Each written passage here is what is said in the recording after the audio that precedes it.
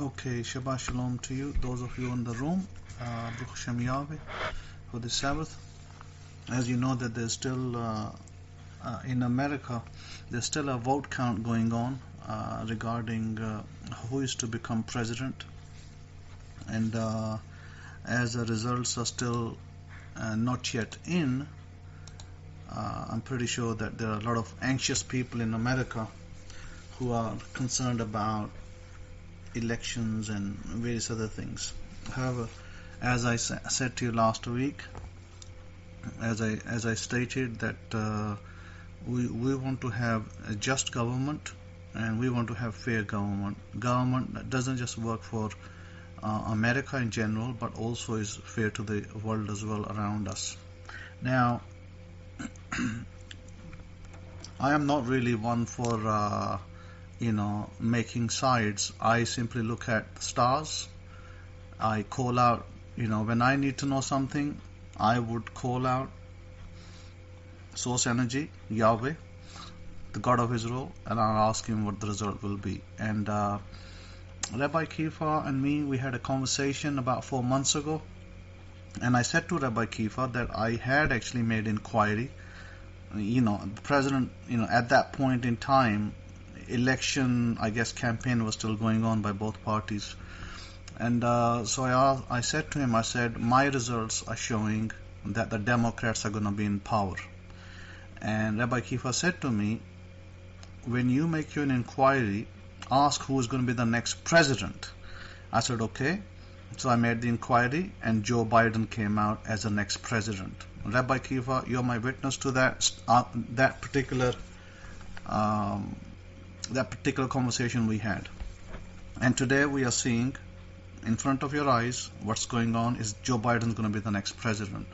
I'm pretty sure some of you who love President Trump are not going to be happy with that statement. But it doesn't really matter at the end of the day, because as I said earlier, it's not about who becomes the next president, it's about who is fair, who is appointed by God, and what God directs him to do. That's really where we are. Now, we may also, in America, be seeing the first, let's just say, black woman, because that's what I guess that's what you could call her, black woman or ethnic woman, to be the vice president. I think that will be a first in America. That's never happened.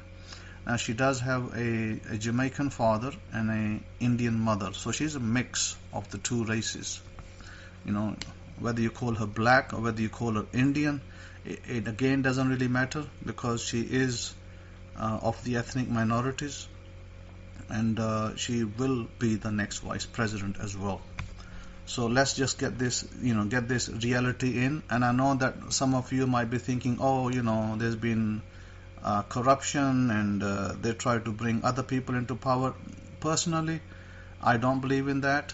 I have been looking at the elections from afar, from England, and I personally believe that a record number of people came out. It's been a fair election, in spite of what you get from your right-wing media, Fox News. And you may have actually seen something quite funny, that when Fox News broadcast that Arizona had gone to the Democrats, people were chanting against Fox News. Mr. Trump supporters at that time had been chanting slogans against Fox News, because why did they say that, etc. So this is where we are in America. American people generally are good people. American people generally want to have, they all want to have good families. They want to have good lives ahead, and that is all understandable. Where we stand in Europe right now, with, I should say, the going out president, no longer the president, because he'll be going out and we'll be replacing with Joe Biden. A lot of people in Europe don't like Mr. Trump. They don't get on with Mr. Trump, and they want him out, period. So, you can have your conspiracy theories. I'm pretty sure there's a dozen out there that, this is being run by the CIA and other things and so on and so forth. But to us, we, the children of Israel, should we really be concerned? Because really, our aim is not about who is in power. Our aim is about where are we with our families, where are we in the world, and what are we doing about to make our lives better. That's where we need to be. We don't need to be of who's doing what, because at the end of the day, as I've said it many times, all politicians shake hands. I don't care whether they are Republicans, I don't care if they are Democrats, they all ultimately shake hands, and they all ultimately will have to work together. Because right now, the way it looks, it looks like the Senate might go over to the Republicans. Right now, it was, led by the Republicans, but now it looks like it's even, like 49-49 or something to the effect. The House goes to the Democrats and the presidency goes to Mr. Joe Biden. To me, that's how it looks right now. Things might change in the next day or next 2 days. Things might not be the same, but as you can all see, your TV screens and your internet screens, you can see that a lot of the news sites are broadcasting the results as even for the Senate, although I think Republicans were in lead a day ago. They were one up by 1 seat, and today when I looked, it said even. So again, that could go to Republicans, that could go to Democrats. It could be either way, although it sounded like to me that it was going to go to the Republicans before. The House definitely is going to go to the Democrats. That's just gone. I wouldn't say even go, is gone, and we're going to see a new president from the Democratic Party. Baruch Hashem, Yahweh, whatever Yahweh brings, there's always a purpose and there's always a reason, and I am going to side with the heavens, and I don't look at things on the ground so much as I look more to the heavens. That's what, that's where my authority comes from, and that's where I do things from. I'd encourage you to do the same, because rather than look on the ground and jumping for joy with the losing candidate or the winning candidate, there's always a purpose and there's always a plan as why certain people are in power and others are not. So that's basically my take on it. I am not anti-Trump by any means, but I am I would, whatever the heavens give as the answer is where I stand. That's where I say good. Baruch Hashem Yahweh, because Yahweh knows best who should be in power. Having said that, now I'm gonna take you, our Parsha, I believe this week is going to be Parsha Vayera, which is where God comes to Abraham in chapter 18, where it says, then Yahweh appeared to him by the terebinth trees, terebinth Etzim of Mamre, and he was sitting by the tent door in the heat of the day. And so he lifted his eyes and looked, and behold, 3 men were standing by him. And when he saw them, he ran from the tent door to meet them and bowed himself to the ground. And he spoke, saying, my Yahweh, if I have now found favor in your sight, do not pass by your servant. By the way, this phrase, my Yahweh, you will only find this phrase in the Abrahamic-Faith or the Hidden Truths Hebraic Scrolls Bible. You will not find this phrase in any other Bible translation anywhere in the world. Why? Because they go by their popular translations, which are in error, and they are, unfortunately have replaced the word Yahweh with Adonai. And then this what happens when you replace the wording of the Bible, the Hebrew, and you change it to something else, like from Adonai to Yahweh to Adonai and vice versa. Then people get confused and they don't know what that means. And usually what it means is the scribe at the time when he was writing the word, he thought maybe it's a mistake. Maybe Abraham is addressing a man and not God. So they couldn't accept the fact that he could be actually addressing God in a man form, like an angelic form. So by the man's reasoning, they didn't accept it, and so they rejected that reading, and so we have this what's going on. Now, on the other hand, I went back to the source text and I found that it should have said Yahweh, so I put Yahweh in there. I have no problem with Yahweh coming as a man. It's like saying Joe Biden, why is he president? Why isn't President Trump president? How can Joe Biden be president? Well, I don't really care, because to me, it doesn't matter who's president. Same way, it doesn't matter. God can come as a man, and God can come as a bee, and God can come as a donkey, and God can come as a snake if he likes. So, I don't have problem with that. God can take any form he so desires, because it is his world, it is his creation, and he can call the shots. I simply follow the text and I write what should have been there, which was that at that point in time, Abraham saw a man, and Abraham knew that man to be Yahweh. Now, he was an angelic form. He was wearing Arabic clothes, as the Arabic garbs that Arabic people wear. And so, therefore, the problem what happened later down the road is the scribes didn't like that idea, and they didn't like the idea, rabbis didn't like the idea that how can God be man? God cannot take man's form, and so they dictated that it should be Adonai opposed to Yahweh.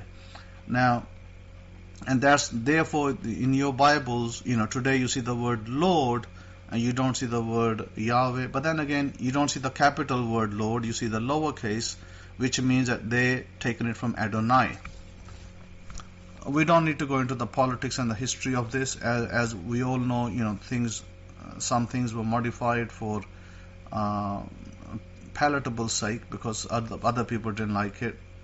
Having said that, I'm not saying that God is a man, because the problem is this, that Christianity then takes this one further, and they will say that this is Jesus' form.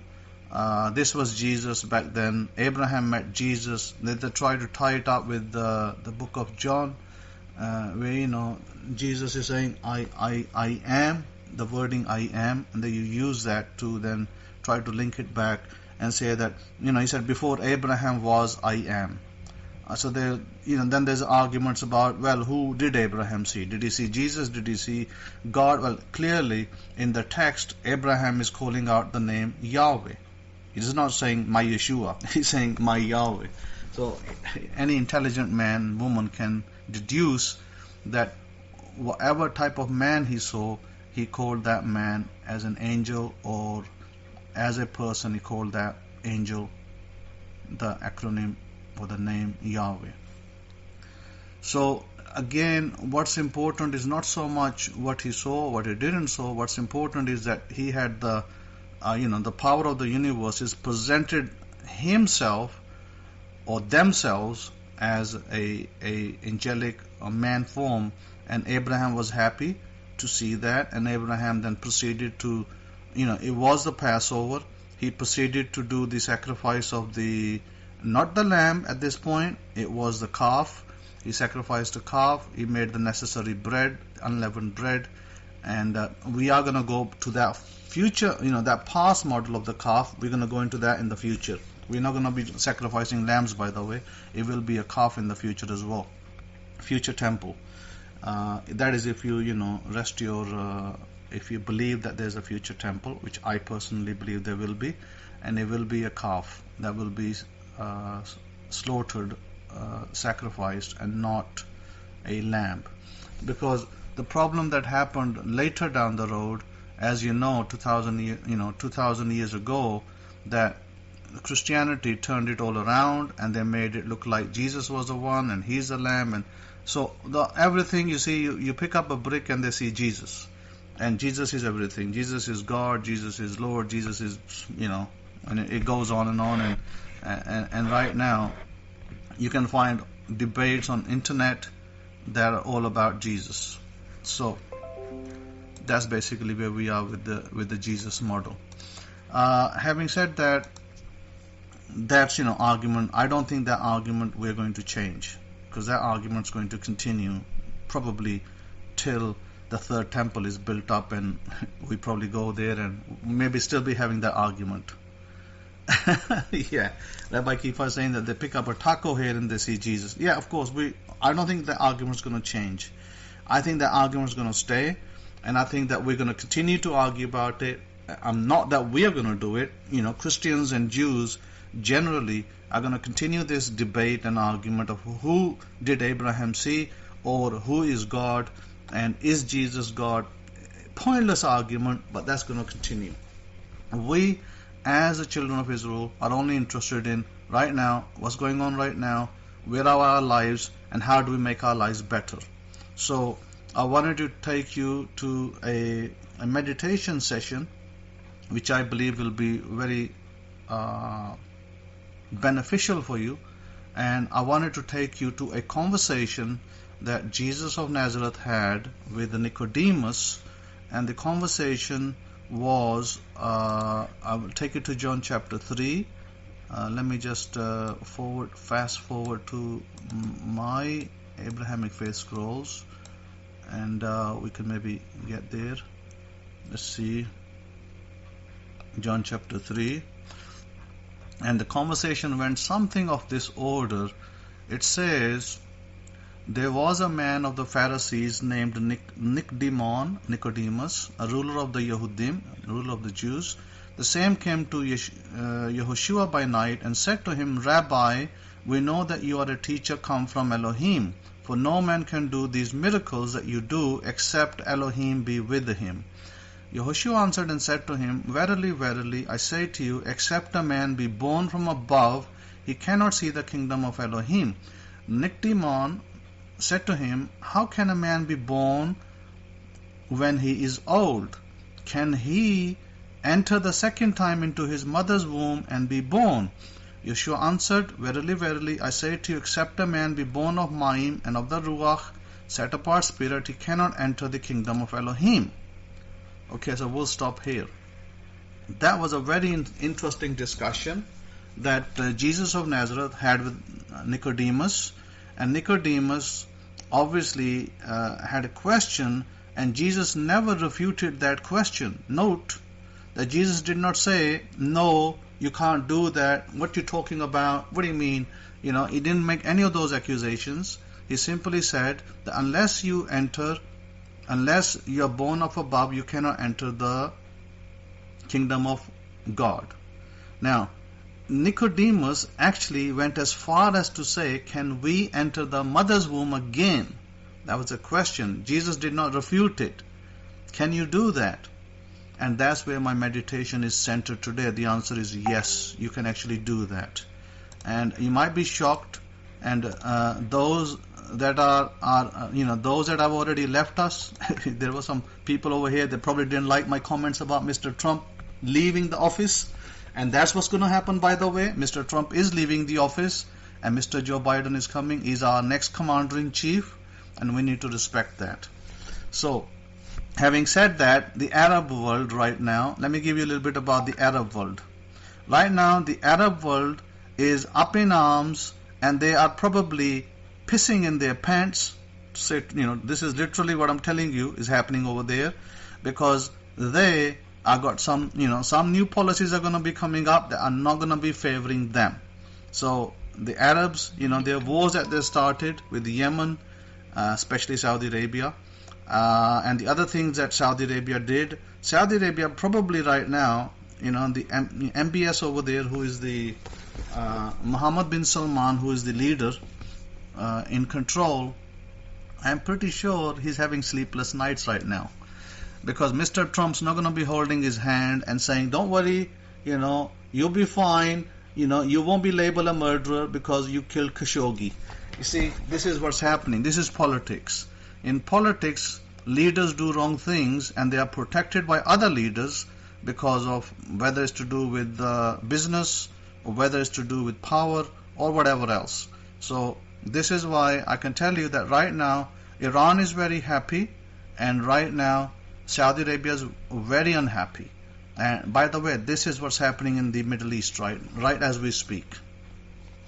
And yes, Netanyahu is extremely worried as well, because why the hell the Jews in America, why did they vote Joe Biden? This is something that they'll be really upset about, because yes, a lot of the Jews in America voted Joe Biden, and a lot of the black folks in America voted Joe Biden as well. So, and I know you probably know better than me, there are some hero types in Atlanta, in Georgia. There are some black candidates there who are very, very popular, and they worked extremely hard for the Democratic Party because of, I guess, what's happening in America or has happened in America with, the Black Lives Matter movement, the shootings and all of that. So all of those things kind of, affected the outcome in Georgia. And as I say, you know better than me. I don't live in Georgia, but those of you who do, the situation in Georgia, Atlanta, what it is. I mean, I've been through there many times, driving through there, but I don't actually live in Georgia, so I can't really tell you the situation. But I did hear that there are some black senators there, and there's also I think there's also Ossoff. I think he's also a senator, but he's from the suburbs, the white senator. But I believe that from what I hear about him is that he's a great guy, and he fights for injustices and is much loved by the people.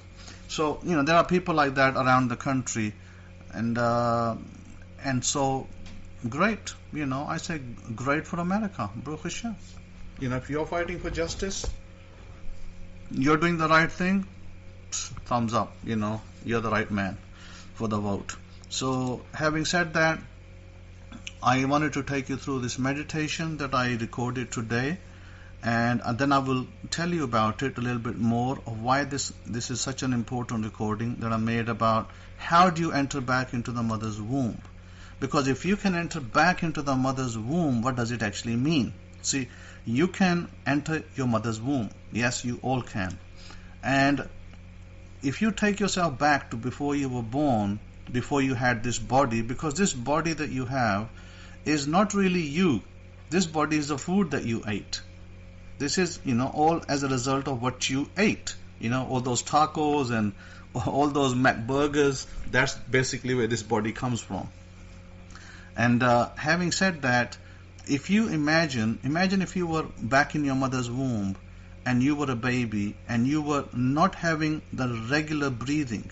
You were breathing, you were not even breathing at that time, because you had what I would call, or what the Indian gurus call prana. The Siddhis call it prana. And prana is like what we probably term in English word the divine breath, or the breath of God.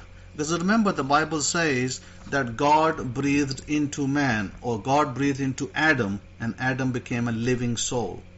So that is basically what prana is. That is basically what we call the God breath, and that is the God breath that you had in you when you were a baby. And so you could manifest, because you were not restricted by time, you were not restricted by, because as soon as you are born, as soon as you come into the world and they tap you in the back and your fluid goes out of your nose and your throat and you start breathing and you start crying, and that's the time you get limited. You become a limited being. Yes, the prana is same as a nefesh in the Hebrew, or we call it the soul as well. So both. Having said that, that is basically, in Indian terminology, is prana. In Hebrew terminology, it's the nefesh, it's the soul, it's the breath of life, a breath of God. So it's the ruach, ruach is the ruach basically. And the ruach has many terminologies, but it's not the ruach hakodesh, because the ruach hakodesh, the Holy Spirit, is the divine connection, or you can call it the power of God. So that is what you're connected to. So we want to connect you back to that. So, I want you to close your eyes and listen in, and then I will explain the terminologies later of what I just recorded this, by the way. I just recorded about 15 minutes ago. It's a very short audio. It's not long. And if you want it afterwards, by all means, email me, and I can send it to you and you can listen to it. But I'm going to start it up right now. So close your eyes and we'll work through this slowly. What is this? What does it mean? Listen to it. eyes and breathe in using your stomach. You breathe out, breathe in, breathe out, breathe in. Once again, breathe out, breathe in, breathe out, breathe in. We're going to focus on the area around the root chakra, and we're going to focus around the area of the navel chakra where the womb is. This is also known as the womb chakra. Now you're going to see yourself that you are entering back into your mother's womb. You've gone back into your mother's womb, and you are completely attached to your mother's womb and the umbilical cord, and your focus is that you're entirely reliant on your mother's energy. So you're in water, you're not breathing like normal as you would as a normal human being.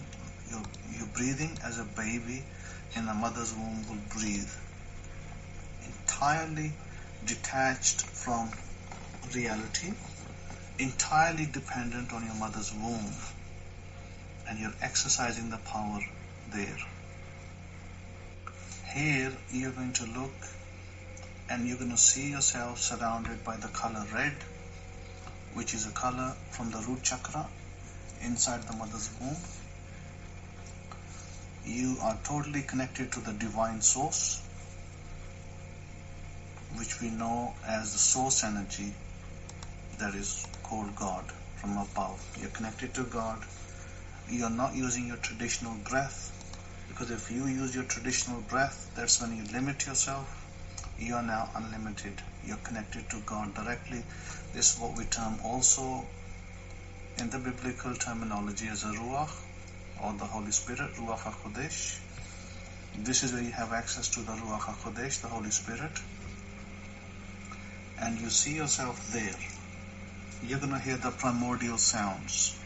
The primordial sounds are what we found in the book of Genesis, and I'm going to say those sounds.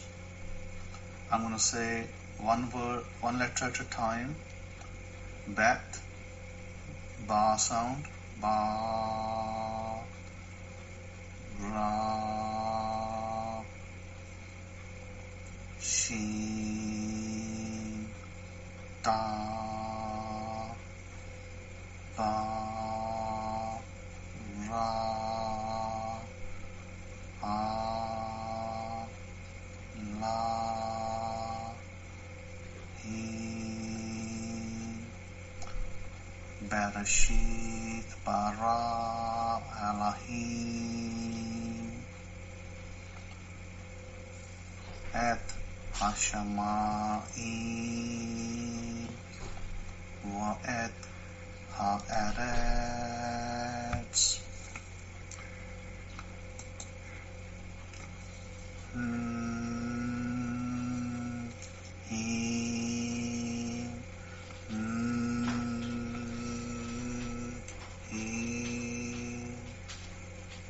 Now you're going to take one of your manifestations, one of your affirmations that you want to manifest, and you're going to bring it into where you are in the place of your mother's womb.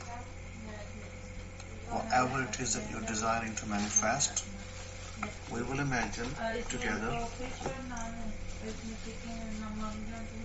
we will imagine $1 million. We will imagine that you are aiming for $1 million, and you're in your mother's womb, and you're totally detached from the outside world, but you're connected to the divine through the Ruach HaKodesh, the Holy Spirit. This was also termed as the body is your temple in Paul's writings, which is this area of the womb. So we're going to see that you have received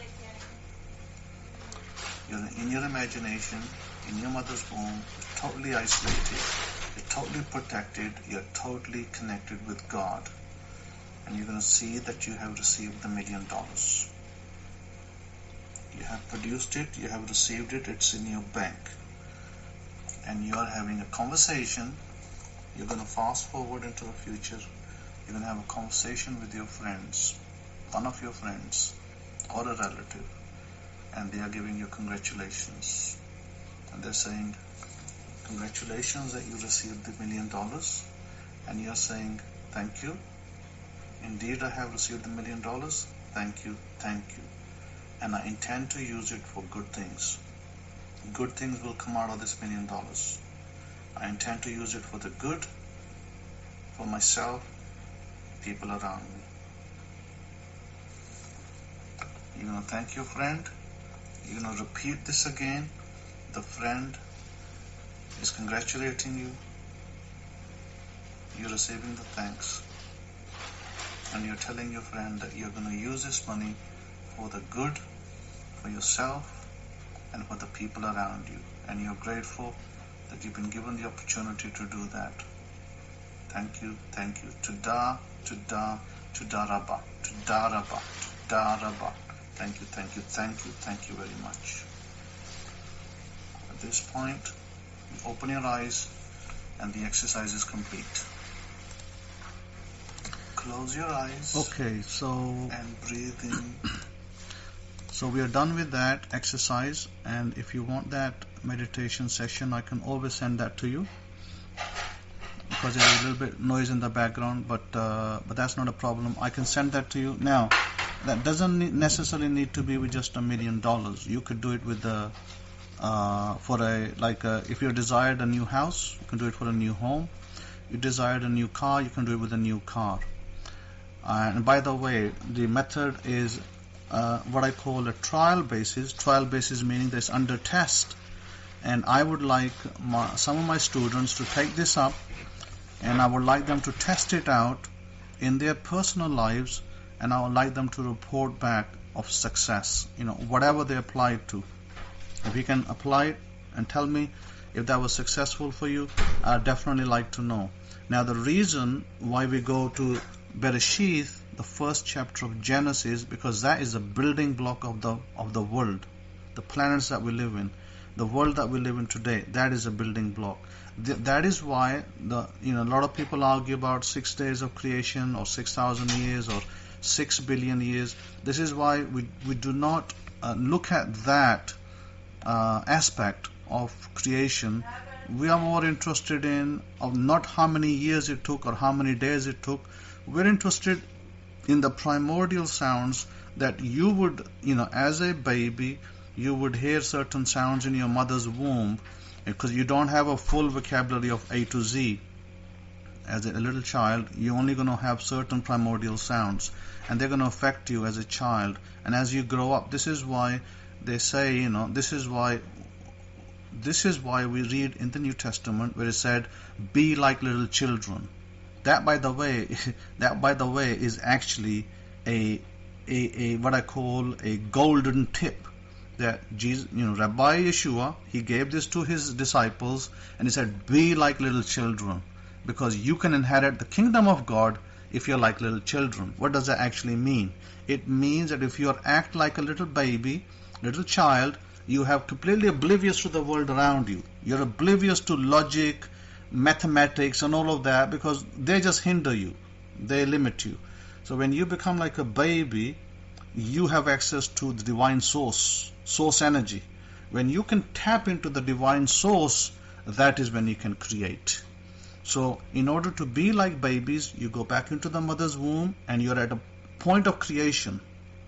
You now have the power to create under the sounds, under the light being the Muladhara, or the root chakra.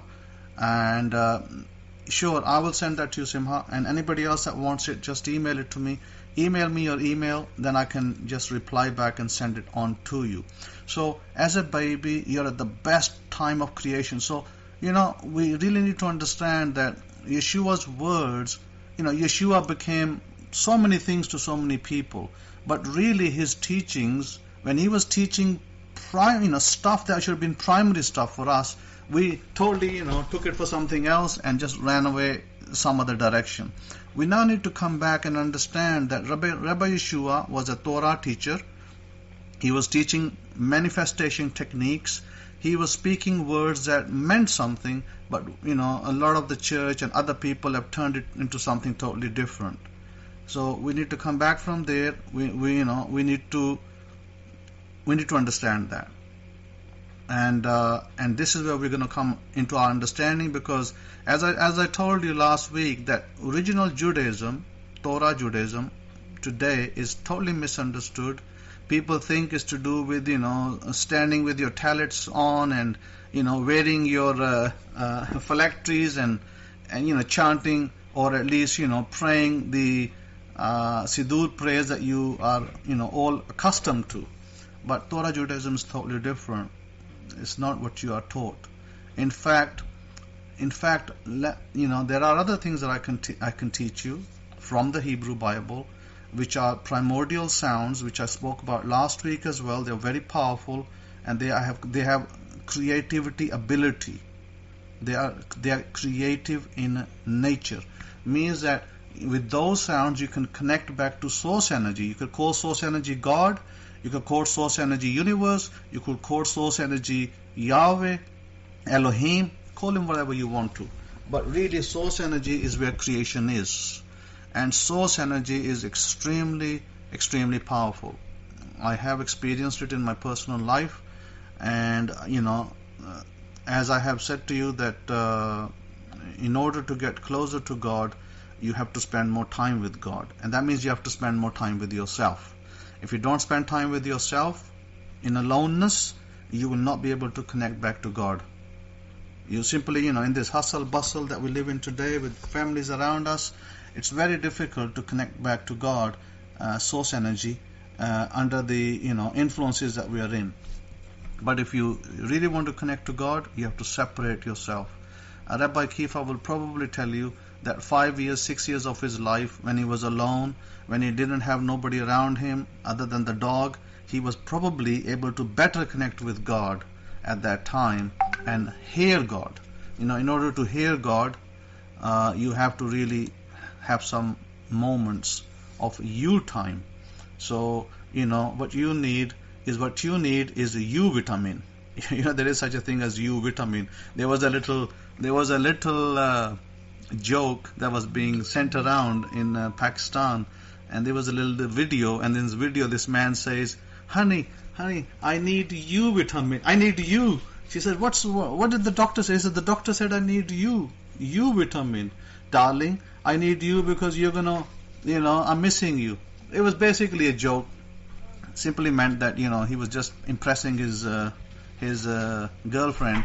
My point is this, that in order for you to connect with source energy, you need you time, U vitamin. When you give yourself that U time and you spend a little moments of your spare time, you can connect back to source energy, you can connect back to God, and you can hear God. But again, it's that quiet time. It's a quiet time, whether it's in the morning or in the evenings, is when you connect back.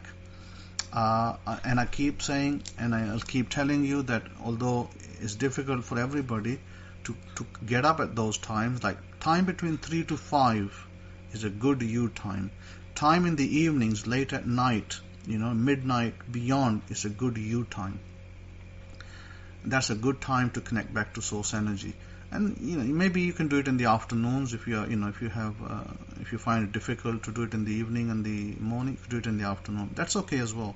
But I have found my personal self, late night and early morning hours are a great time to connect back to source energy. So whenever you do your meditation sessions, try to do them in the morning, in the evening, and if you find it difficult, then you can do it in the afternoon.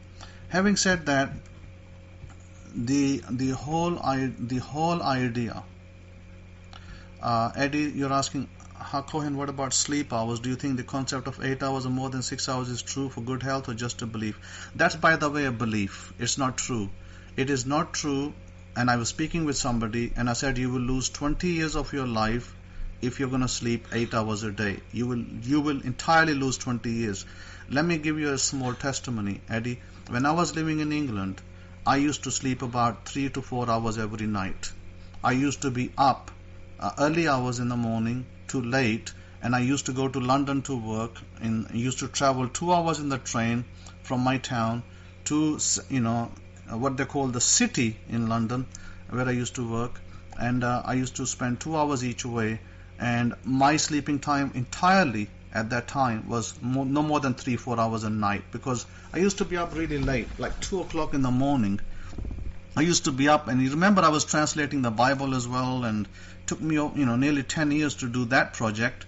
And during that time, 18 hours of my day was spent between travel, work, Bible translation, staying awake, and then I used to sleep really late at night, because I used to come home, I was alone. I used to just I'm not really a TV watcher, didn't used to watch TV or anything. Used to come home, pick up my laptop, start translating, go to sleep late, 2 o'clock, and then wake up in the morning 5 o'clock and back up again, and ready for the next day. So that basically was my timeline. So I would suggest to you that you see, the food that you eat, if you eat heavy foods, like if you eat a lot of meat, then you're going to find that you're going to have a lot of trouble sleeping less, because you want to sleep more, because your body needs more time to break that food down. So it's what you eat what matters, Eddie. If you eat simpler foods, living foods, like lighter foods, you will find that your sleeping times will be less. Rabbi Kefa is saying that he is on average 4 hours a night and is full of energy, and 4 hours is his sweet spot. And that might be great for some people. Other people may need longer. But I'd suggest that you look at what you eat, and that's what basically where you're going to have it.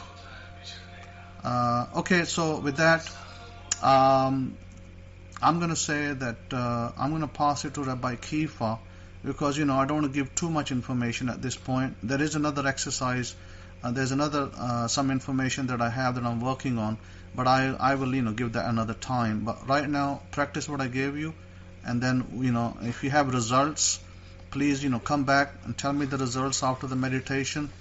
You don't need to do this meditation every day, by the way. You can do it once a week, you can do it twice a week, that's more than sufficient, or you can do it daily for 1 week. You see, this doesn't need to be done forever. This is like short bursts, once a week, 7 days maybe you do it for 5 days, maybe you do it for 3 days. That's more than enough. And then this is very, very powerful stuff that you're learning. And so this is not like you don't have to keep doing repetitively. It's not repetitive stuff. So just do light stuff, and then allow yourself, then see the results. And within that meditative session, you need to do it so you can give yourself sufficient time, like 6 minutes, 10 minutes is about enough. The Torah pattern of meals, that's another story. We'll have to look at that another time, and we'll have to I'll speak about this another time, because that's a really total different topic. Okay, so over to you, Rabbi Kefa.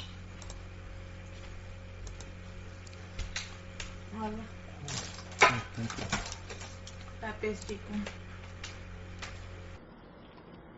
Tadah Rabah HaKohen. If I could be heard, can I get a 1? Tadah Rabah for that HaKohen. I'll tell you this, I appreciate the way you're delving out the true essence of our Torah, which is very important. The way you just bottle feeding it is just idea, especially on my end. I can only speak for myself, but yeah, I do appreciate the way you're giving it out just in bits.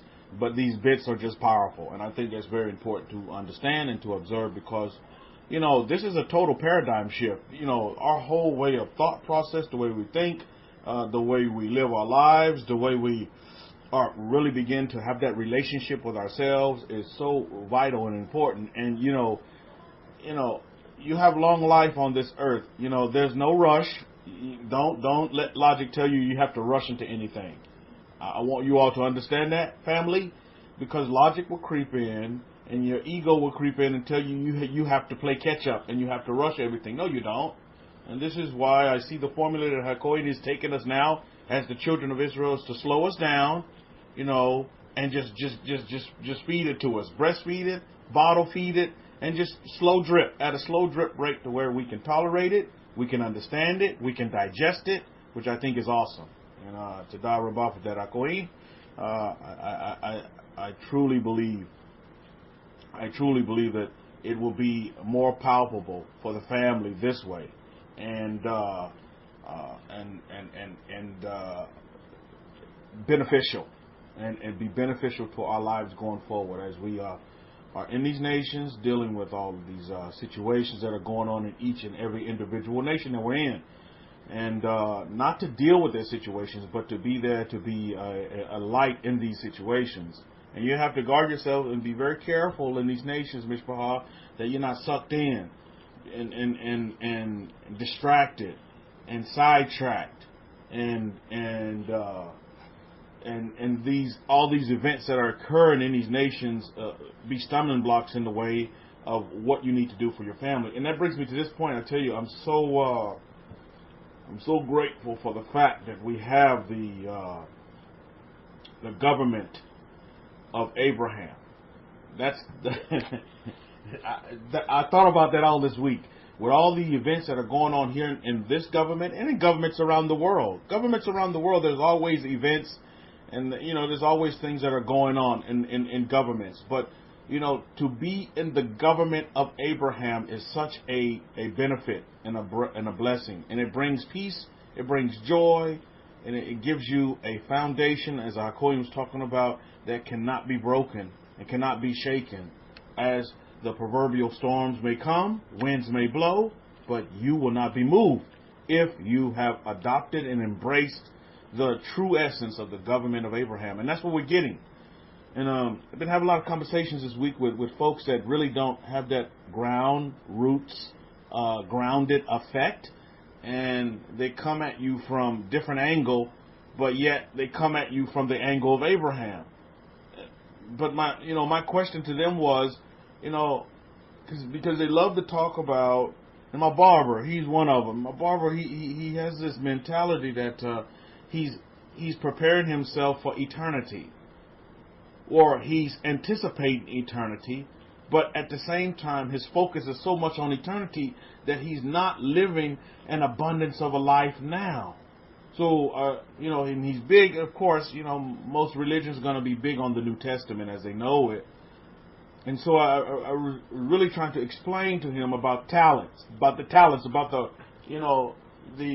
parable of the talents and the master giving the talents out. And, what good is for you to have, have abilities and talents, not the talents, but the talent, and you're not utilizing that while you're in this living, breathing world. But you just spend your whole, the biography of your whole life is just waiting on eternity, on a rapture. And in the meantime, you're not doing anything in your life. Your family is in shambles. You don't have a, stable family. You're a product of a broken home, and you have a child that's a product of a broken. So what is eternity when you have these, real life events and reality is staring you in the face and it doesn't look pretty to you? What good is an eternity? What good is you preparing for an eternity? So it's really difficult for a lot of folks to understand it because they don't have the foundation of the government of Abraham. And so when I asked them just plain question, I said, you believe you derived from Abraham, right? I said, well, let me ask you this question. Well, what was Abraham promised? Was Abraham, and I'd like to ask you this too, family, was Abraham promised a heaven or a hell? Can anybody answer that question right now? Because we really have to get back to the ground roots and to the basics and the true essence of, the father of our way of life. Can anybody, find me a scripture or a verse where Abraham was promised heaven, where he was promised heaven? Can anybody show me that? Or even what Abraham was promised a hell? Can anybody? Anybody? Any takers on that? You see? So again, you see how we can start somewhere, but then we can veer off. We can take it down, go down many different rabbit holes if we desire. You know? So it's all about, and this is where HaKohen has taken us as the children of Israel. He's taken us back to the true, unadulterated essence, the true innocence of the government of Abraham. That's what's going on here. And isn't it beautiful? And as we continue, just like babies, as we continue to develop and we grow and we learn, and I'm seeing it in my 1-year-old Nakshan as he continues to, develop and really begin to, branch out and see things and enhancements that's going on in his life. And it's just beautiful to sit there and watch. As you watch the little baby become a man, but he will always be my little baby. And this is how the power source energy sees us. Regardless of how, much we mature, we're going to always be the little baby, Baruch Hashem, to the powers of Israel. And we need to keep that same mindset, by the way. You understand what I'm saying? So I think it's very, very important that we understand that we really, take that and digest it. That we eat it and we digest it and we take it in. Now, Eddie's real quick. I would encourage you also as a student of the Torah to look at the fact you brought up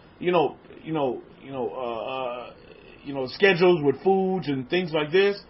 Go back and really examine the Torah, and you'll see throughout the Torah gives the diet of the Hebrews and what we ate and the different foods that we ate, and that you can still eat.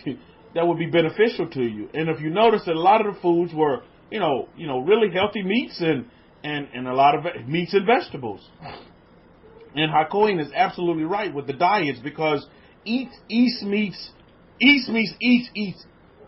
in my house meets West. Because my wife, she's Chinese, originally Chinese from China. And so, of course, she cooks with a lot of vegetables, and that's her mainstay. She's not a vegetarian, but she's not really big on sweets. Now she kind of is. And she's also not really big on eating a lot of meats. But she's not a vegetarian. I tell you what, I go out there and barbecue some beef ribs, and she's the first one on them. You know what I mean? When she was pregnant with Nakshan, you know what she was craving? Barbecue beef ribs. And guess what Rabbi Kefa was doing all times of the winter? Barbecuing beef ribs for my wife. Because that's what she was craving. Nakshan wanted some beef ribs. So, yes, diet is truly very important. What we put into our bodies is what's going to come out.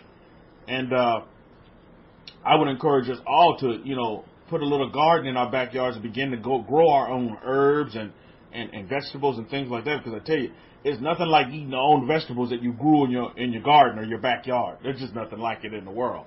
It's just a feeling that you get, a feeling of confidence and a feeling of security when you know exactly where your source comes from, Baruch Hashem. That's a beautiful thing. Amongst other things, giving thanks and blessings, and blessing our foods always, because that's just what we do. We give thanks to the source, energy, and powers for our foods. But getting back to the government of Abraham, I want you all to meditate and consider that this week, because all of your questions and all the teachings that we're getting from our Kohen in the gate is in reference to and taking us back to that very foundation of the government of Abraham. What was, and I've been asking myself this question this week in my meditations, what was Abraham promised? Because what Abraham was promised is part of the same promise, the same covenant that I'm attached to. So if Abraham wasn't promised a hell or a heaven, then that don't pertain to me either. I don't care, come hook or crook, I don't care. Then that doesn't pertain to me either.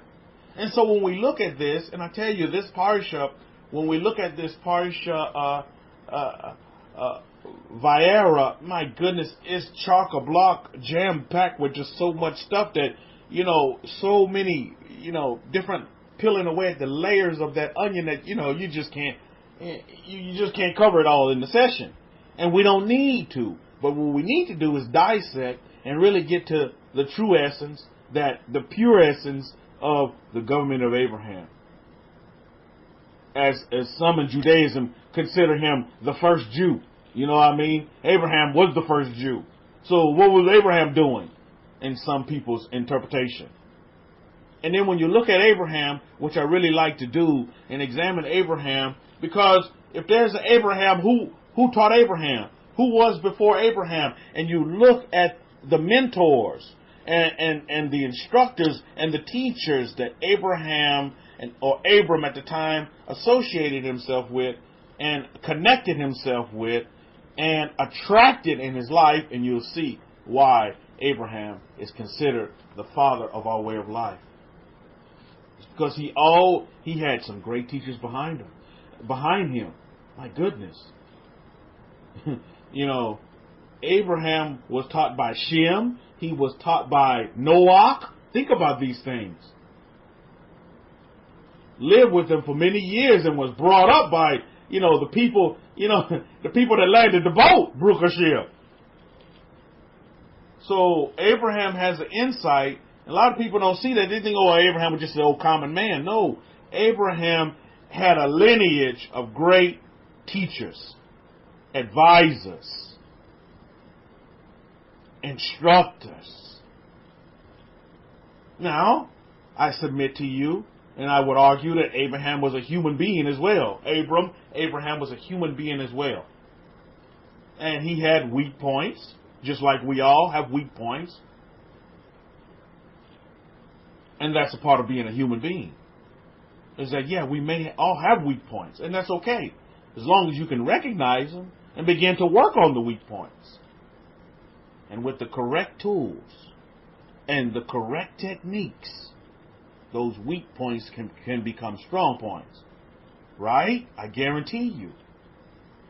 But too many times, because of the human side of us, we always focus on the weaknesses. And the weaknesses overpower or they surmount the strengths in our lives. And remember what we're told in our books, let the weak say that we're strong. Not let the weak say we're weaker than weak and we're always going to be weak. And mama said we was weak. Daddy said we was weak. And it's just, I'm just going to, weakness is my, I just embrace weakness. No, you don't have to. So as we go back and we look at the government of Abraham, we must ask ourselves, what was Abraham promised? And then when we ask ourselves what was Abraham promised, it puts everything in perspective then. See, then you can begin to delineate and delete all of this stuff, all of the, what we call modern truths out there, or even truths. Because how many of you know, truths are lies as well. And to tell a good lie, it has to have some truth in it. Right? Forget all about that truth and blah, blah, blah. And, this is the truth and da-da-da-da-da. The truth is what you see within yourself as true. This is why I don't knock people that, still embrace, Yeshua ben Yosef. They hold up Jesus as the Messiah. They hold up Jesus as the all in all. The blood of Jesus is the only thing that can cure the coronavirus. That is the only vaccine. I mean, I'm hearing this stuff from these.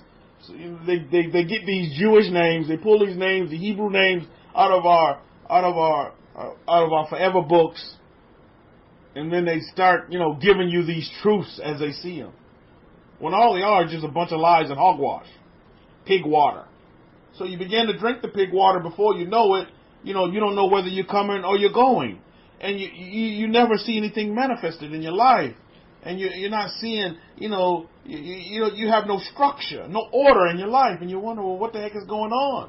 I'm following everything that this person is telling me to do. This is when you need to realize that, okay, it's time to make a change. Maybe I'm following the wrong mentor. Maybe I'm following the wrong advisor.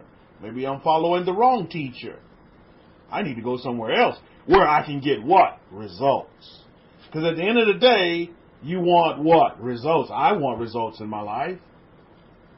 I don't want to live a mediocre life.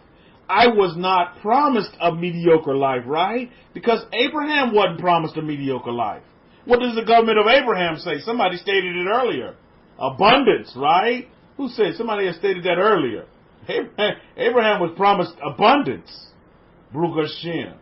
A life of abundance.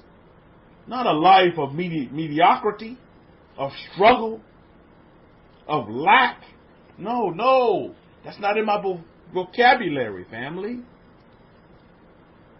So let's look at, when we look at the government of Abraham, what is told by the powers of Israel, by Yahweh. He says this, and I think it's very important that we understand this. Look at Genesis 18:18. Again, I read from the Abrahamic-Faith Bible, the Hidden Truth We Break Scrolls. If you don't have this Bible, please add it to your collection. Add it to your study. Add it to your library. During this time, as they come into their holiday season of giving and giving, give somebody this Bible. Bless them. Put it under their Christmas tree and truly bless them with this Bible that's going to really give them a bit more of understanding and direction in the right order, in the pure sense of the government of Abraham, as they are grafted into Abraham in some way, shape, form, or fashion. But just like Akoin was mentioning in his lecture last time, when you talk about the bloodline of Abraham, the more you dilute the government of Abraham, the further away you get away from his purity.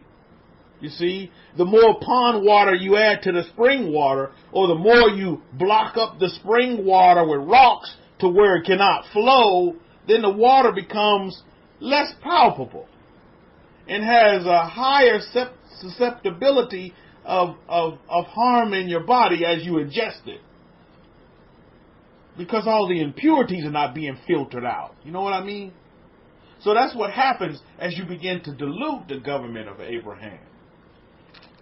You get further and further away from the true essence, from not only the letter of it, but the spirit of the government of Abraham. So when we read in Genesis chapter 18, verse 18, since Abraham surely shall become a great and mighty nation, not a mediocre nation, but a great and mighty nation, and all the nations of the earth shall be grafted in him. Well, there you have it right there, right out of our Torah, right out of the books of Moses. Now let's look at Genesis 18 and 19. For I have a relationship with him, in order that he may command his children and his households after him, that they what? Guard the halacha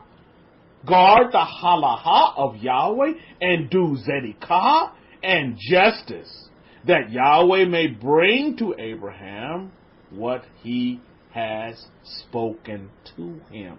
That's the relationship. You want to talk about a government? The government of Abraham is a relationship, and it's spelled right out here in the Torah, right here.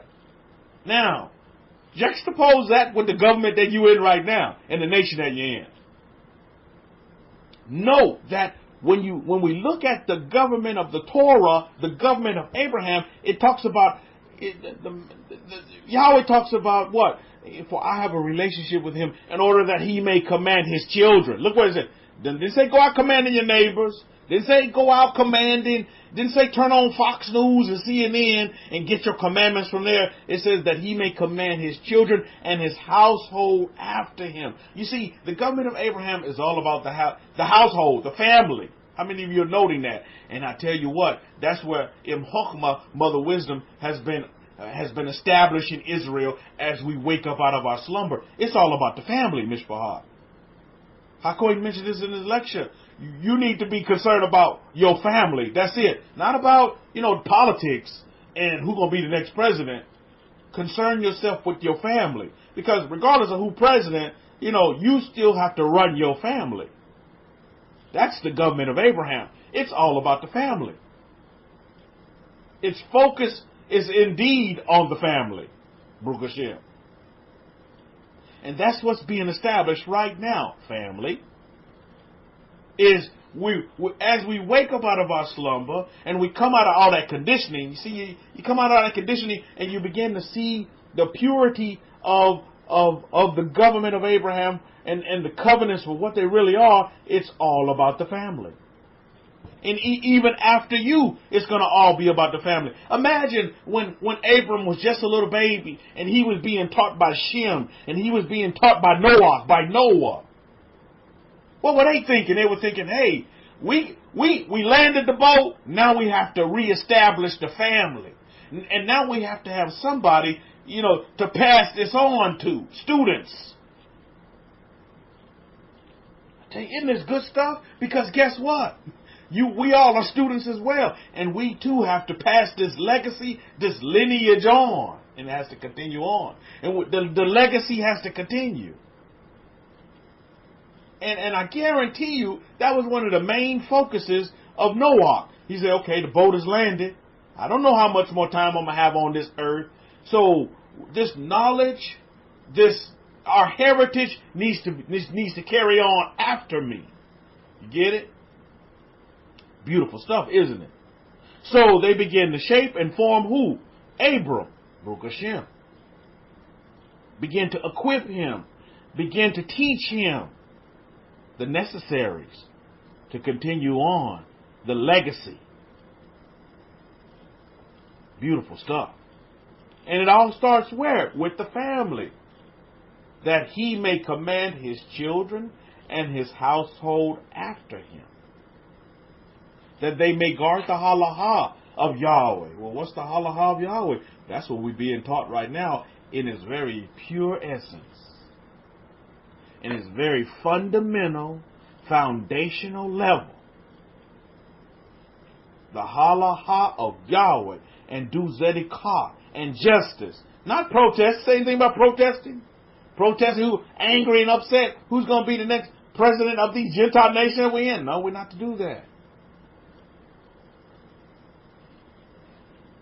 So, we understand that the government of Abraham is a relationship. But until we instill that relationship within ourselves, how are we going to be able to announce it or proclaim? Or, like we're told in our books, to publish the name. Can't do it. You cannot do it. It just, it won't work. That's not how the order, the forever order was set up. Very important that we understand this, Mishpachah. Because, I don't know where you are right now, listening via YouTube or live in this room right now. I know where a majority of the family members are in this room. But, I guarantee you're in somebody's government right now. You're under somebody's government in the nation that you're in. And so what do you need to do with that government? You need to respect that government. Don't fight it. Respect that government. Because that's the government and that's the place that you've been put. You've been placed. You've been dispersed in these countries, wherever you may be. I respect the government of Communist China. I respect their government. Even though they have cameras everywhere, you got to respect it. That's their government. I can't go in protesting their cameras because you're going to see me locked up in somebody's establishment over there somewhere. Because I'm going against their government. I'm not here to go against your government. I'm here to bring peace and justice and zedekah. I'm here to what? Lift up and to, not through words, but through my actions, guard the halachot of Yahweh. His halacha. The way of life. The way of life that Abraham lived. Do you ever see an event or instance where Abraham disrespected the governments that he was going through? He had a high respect for their governments. He was walking on eggshells as he was going through, these countries. That he didn't want to, rock the boat. The proverbial boat. He didn't want to rock the boat. He just wanted to be a man about his business and let these governments do what they're going to do. Well, how come we can't do the same thing, you see? I think it's very important for us to understand that. We're here to be, benefactors of these governments, not to be disruptors. Always remember, Mishpachah, that you're a foreigner in these lands.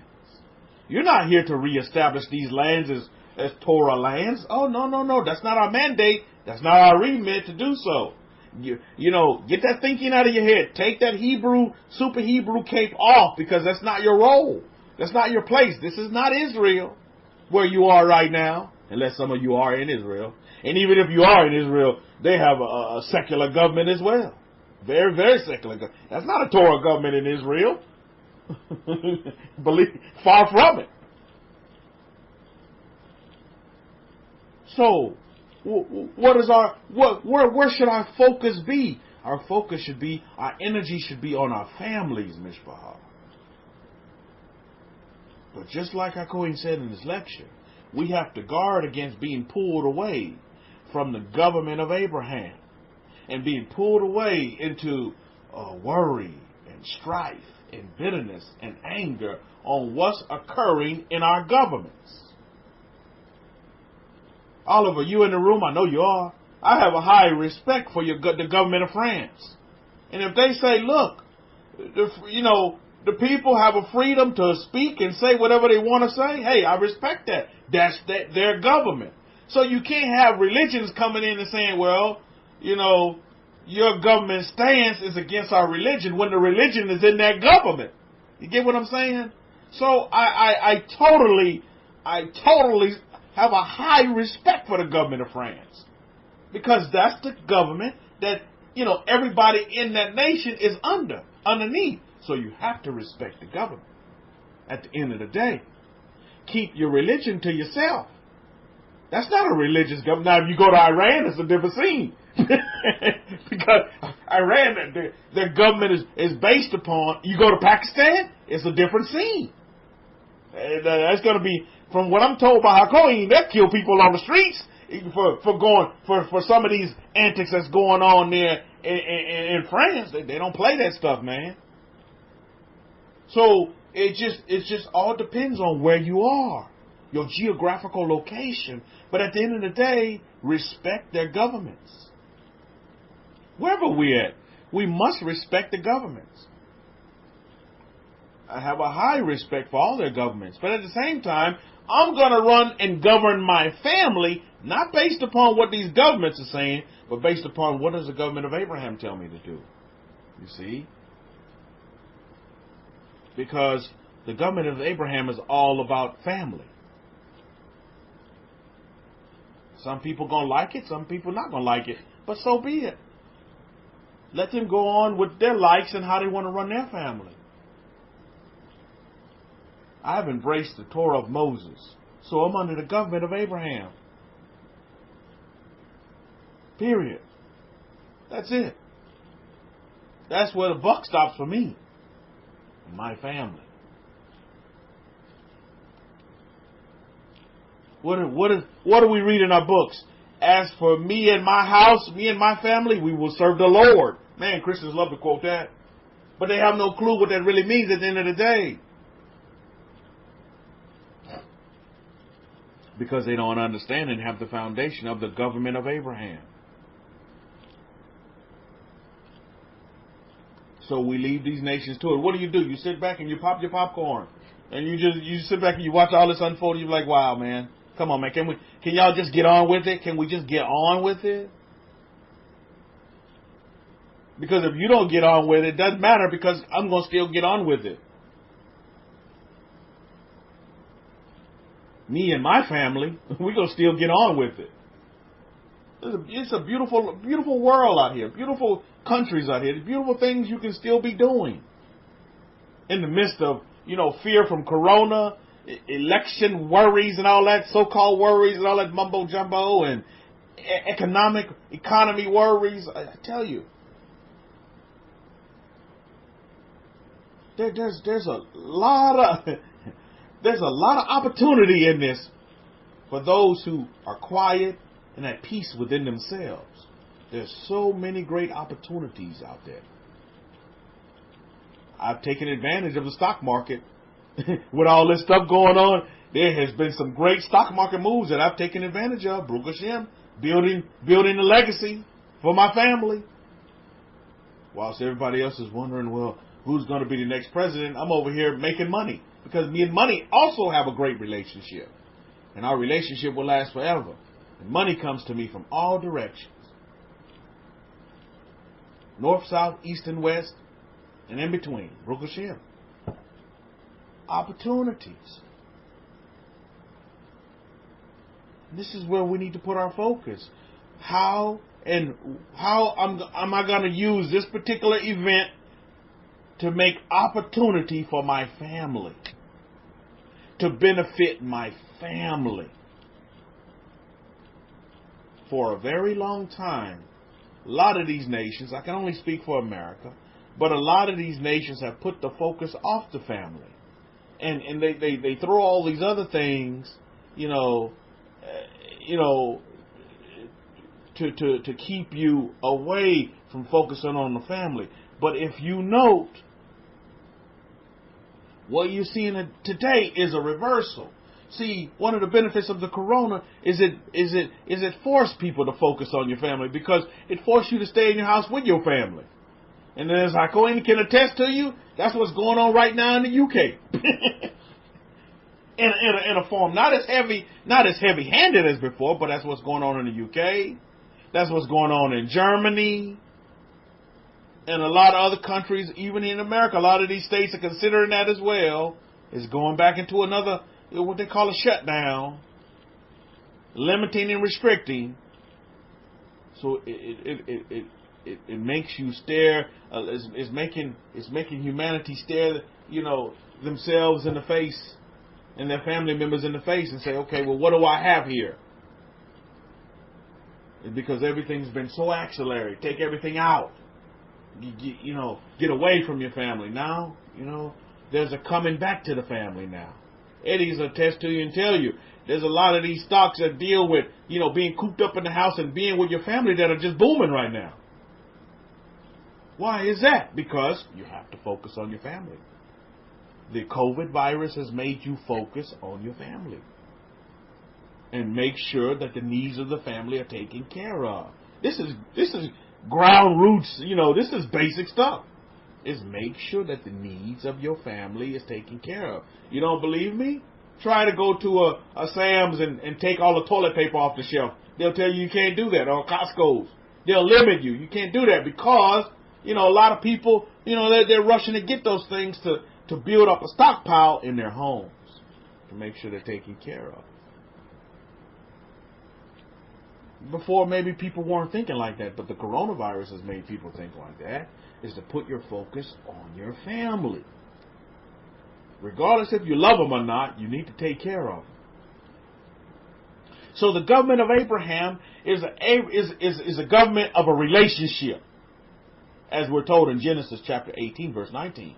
For I have a relationship with him, in order that he may command his children and his household after him, that they may guard the halacha. But again, even in Judaism, we're not getting the halacha of Yahweh. We're getting the halacha of rabbis, in the opinions of rabbis. But we're not getting the halacha of Yahweh.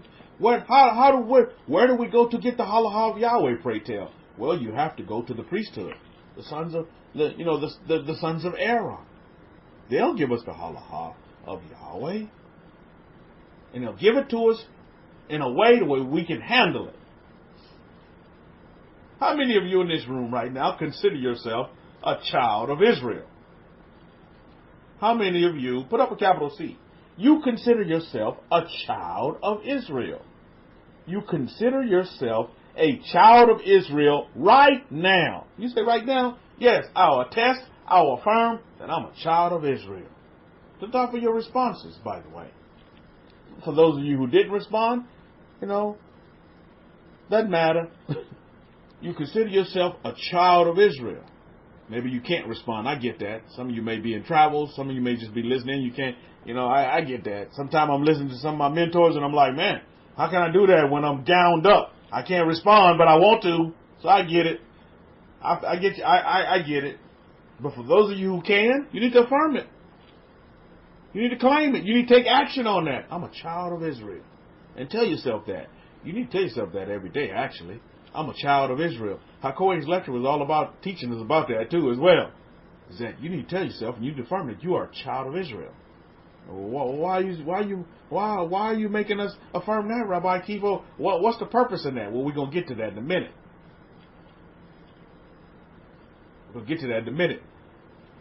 And here it goes. Genesis chapter 18, starting at verse 9. This is a very important principle that we all need to remind ourselves of, is that you are a child of Israel. I want you to remember that. Say it every day. Because what I've noted is that, okay, before I go into that, when we say child of Israel, can anybody give me some synonyms for a child? Like, give me some synonyms or adjectives that describes a child. What is a child? Anybody tell me?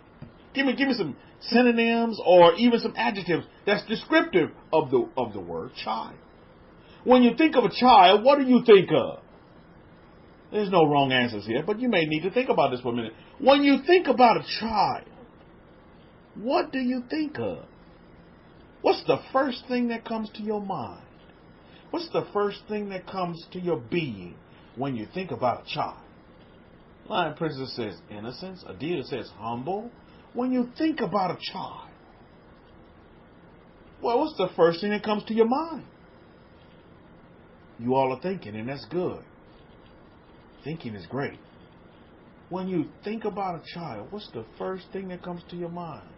Trusting, carefree, Baruch Hashem, precious. I tell you, he was doing that meditation, and you know what I thought about? I thought about, and maybe this will help you guys when you do that meditation, that puts you back, meditation of the womb, and put you back in mama's womb. Is I actually thought about, you get these videos, and you can Google and look it up on YouTube, and just watch a video of a baby inside a mother's womb. How many of you thought about that during that meditation? And I just saw myself floating around, connected to the umbilical cord, and just in this big old bubble of water. And I was just thinking about it. I was like, man, that's beautiful. And you're in there, and you're right. You are carefree. And you're so precious in there. You have no worries in there. And it's quiet and it's peaceful, but yet you can still hear. Because I remember when I would talk to Nakshan when he was in my wife's womb. And because Nakshan would like to move left and right very quickly. I could feel him in there moving. And he would move very quick in there.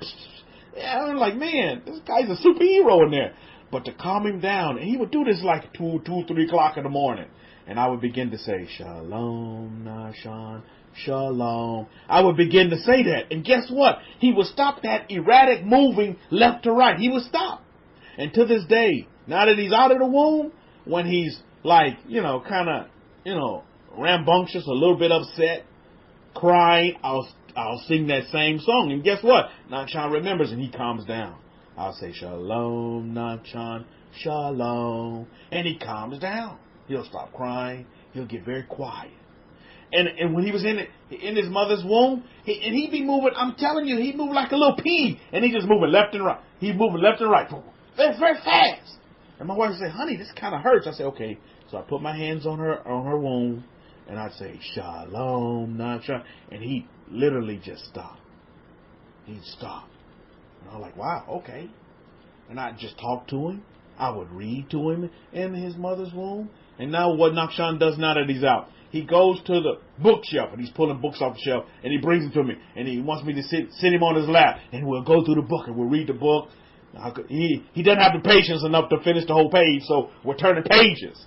So now I'm just reading the pages to him because he's not ready. He didn't have enough patience to sit there and go through the whole spiel. You know what I mean? So that's occurring now as well. So when you're doing this meditation, think about you in a womb and picture a womb and a baby just floating around in there, connected to the umbilical cord of mama. It's beautiful, isn't it? It's beautiful, the very essence of life, and it totally, you can still hear in there, by the way. But I was told by one doctor that children like these sounds. They like this sound. They hear this sound in the womb.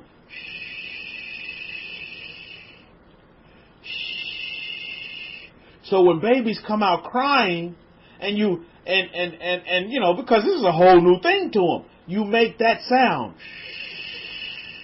and it puts them back into like they were in the womb of the mother. And so that's something that they're familiar with. I picked this up in some of the classes that I went to before Nakshan was born. You hear that sound, Mishpah? What did that sound like when I was saying, Shalom, Nakshan, Shalom? He would get quiet.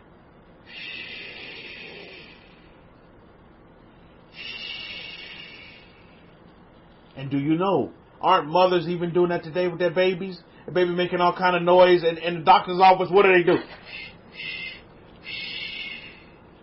Right? How many of you can attest and a witness and maybe even or a watcher to that? You heard mamas, they'll go, little Johnny, little Johnny, and the baby will calm down. Do a little rocking action with that too, and before you know it, the baby's calmed down. No more crying. Baruch Hashem. And then, I tell you, I mean, all of this stuff is connecting. You know, it's beautiful to see it all come together. The bigger picture. Baruch Hashem.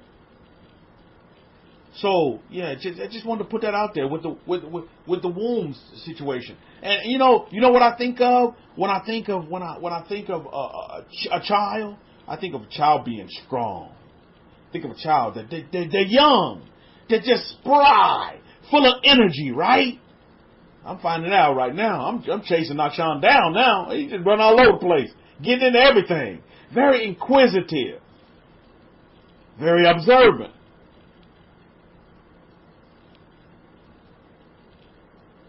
I say that to say this because I see this as one of the biggest stumbling blocks in the prevention, in the way of you meeting your marks. And again, it's recorded in our history right here as we read in Genesis chapter 18, verse 9. Then they said to him, where is Sarah, your wife? And he said, and he said, here in the tent. Look at verse 10 of Genesis 18. And he said, I will certainly return to you according to the time of life.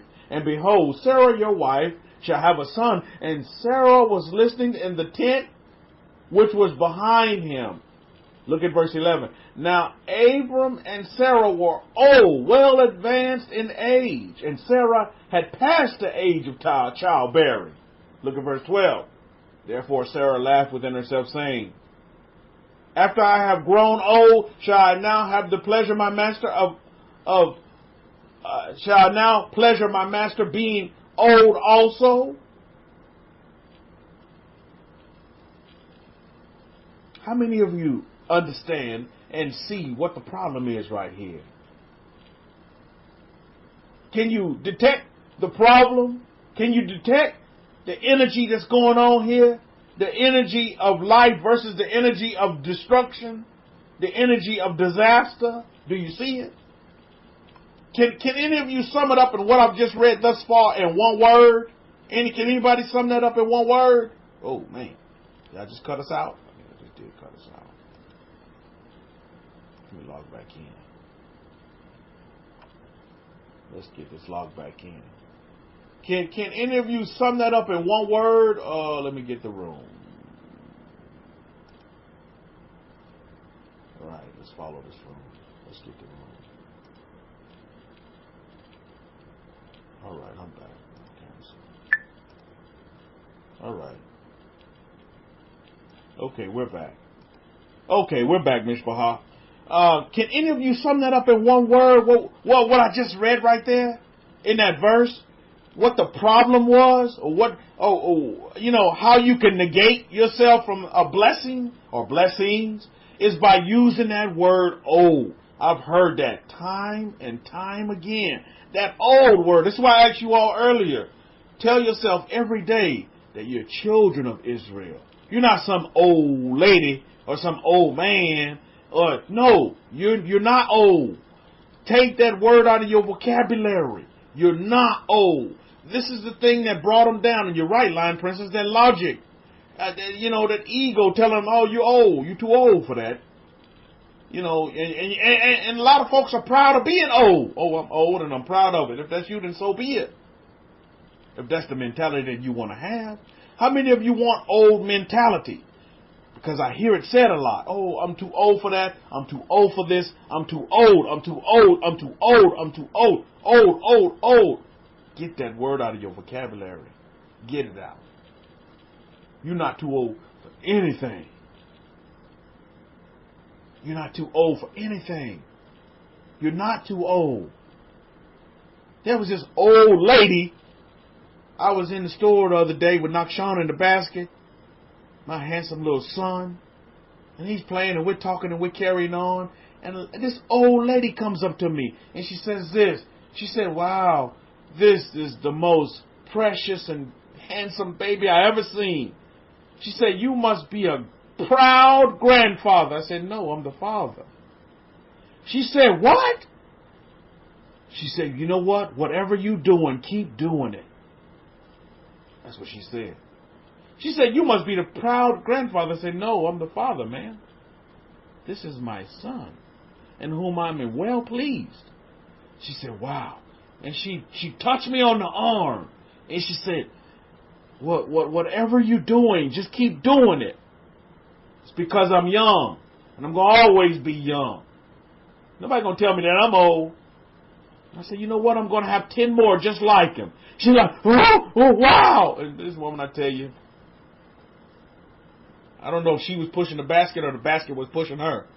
But I was like, my goodness. Don't have a mentality of being old, and you won't be old. But if you have the mentality and you think that you're old, you're going to be too old to do anything. Even conceive children. You're like, oh, you must be the grandfather. I said, no, I'm the father. Baruch Hashem. You're never too old for anything. I tell you, I'm a young whippersnapper, Mishpachah.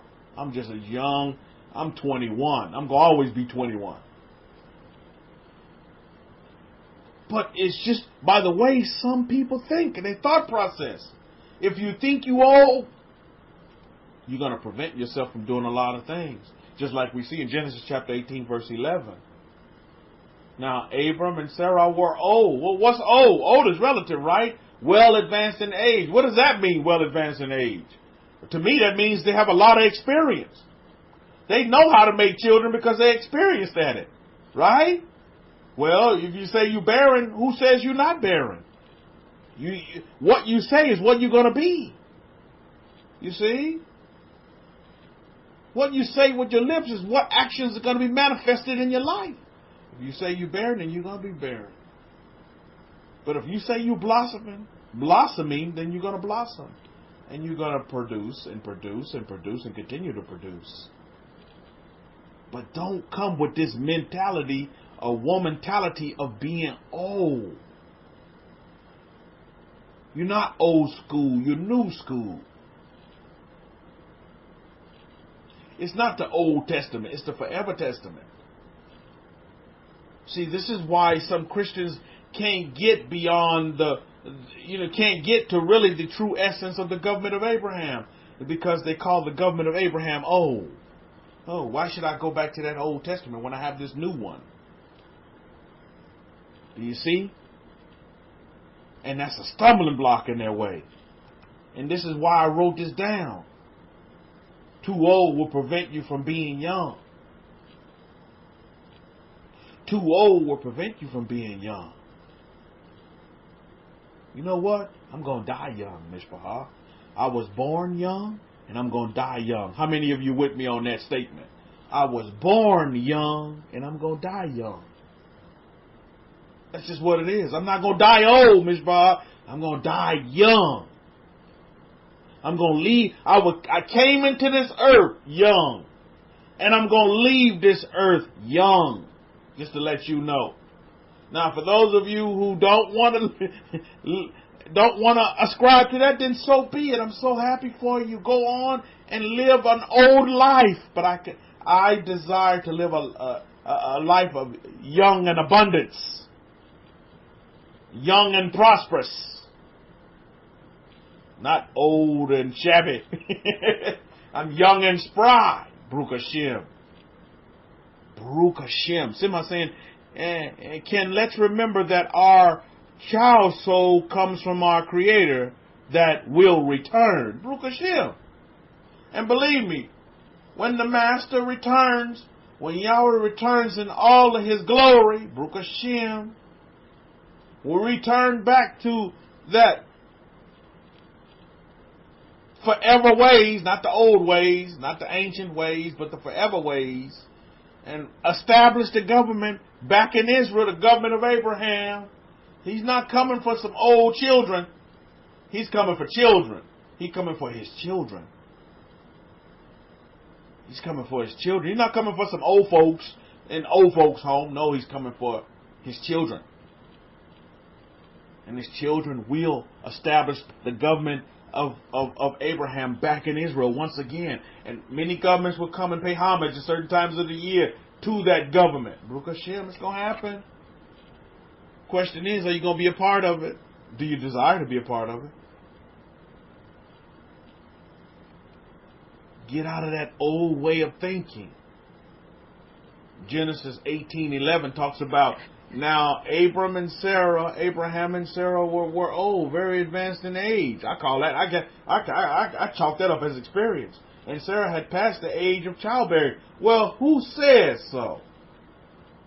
Who says you passed the age of childbearing? That old lady in the grocery store? They say, oh, I'm supposed to be a grandfather instead of a father? I don't receive that. Look at verse 12 of Genesis 18. Therefore Sarah laughed within herself, saying, after I've grown old, shall I have pleasure, my master, being old also? Now, not only is Sarah old, now the husband is old too. So both old fogies are together, and they're going to produce a seed. Well, again, if that's the way you think, if you're going to laugh it off, just like you laugh off, oh, I'm not going to get that house. I'm going to laugh that house off. I'm not going to get it. You're going to laugh off that car. You're going to laugh off that $1 million. Just laugh it off because you're too old. You too old to manifest. You too old to have desires. Don't ever tell yourself that. Don't let logic creep in and tell you that. Don't let your ego tell you that. Well, look at all them gray hairs you have on the head. So what? What's wrong with gray hair? That don't make you old. There's all kind of products on the market that can change your gray hair. If that's what you caught up on, gray hair. There's all kind of products out there to do it. I'm not going to knock those people who want to stay young and will go through any kind of come shallow or she old just to stay young. Hey, to stay young by looking young. But again, young has to come from within first. You have to know in a relationship with yourself that you're young. You have to establish that. Because if you don't establish that, then I don't care what kind of products that you use or whatever people tell you, it's going to be of ill effect. No effect whatsoever. That young has to come from within first. That's why you have to tell yourself that I'm young, I'm going to be young, I'm going to always be young. I'm a child of Israel, you see. You always have to stay young and be young and do young.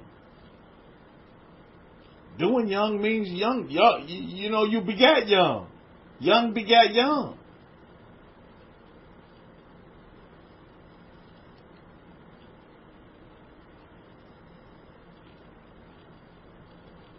Look at Genesis 18 and 13. And Yahweh said to Abraham, why did Sarah laugh, saying, shall I surely bear a child since I'm old? There goes the question right there. Why? Why laugh about it? Take it seriously. Don't have that old way of thinking and try to explain it away and negate blessings in your life. Don't negate that house. Don't negate that car by laughing it off. By saying that you're too old. You're too old to maintain that mansion that you desire for yourself. You're too old to drive that car. You're going to get in that fast car that you want, and you're going to have a heart attack once you get over 80. Now, see, again, you see do you see how you can go down and explaining away why you can't have what is already in the works for you? It's there. It's out there for you. I mean, you don't believe me? Drive around. True Joy Ministries, Shabbat Shalom, Shalom, Shalom to you. Have a great 6 days of labor ahead, Baruch Hashem. Drive around. If there's people with the car that you wanted already have it, what makes you think you can't have it? If there's people with that mansion, that big house that you want, why can't you have it? Quit making excuses. Quit making excuses. And one of the biggest excuses I see today is that, oh man, I tell you, that's one of the ones. Why did I come into the way when I'm so old? Well, what does that have to do with beans in Colombia? Again, the focus is on the wrong thing.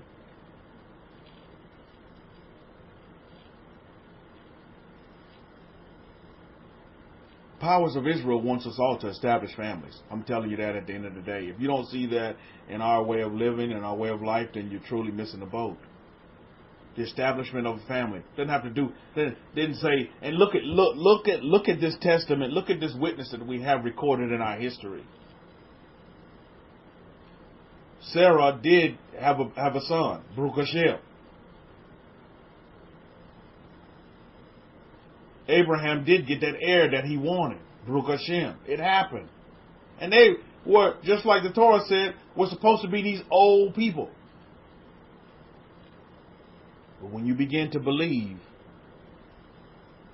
old is irrelevant. My desire for all of the family, all of you listening via YouTube this day, is to make old irrelevant.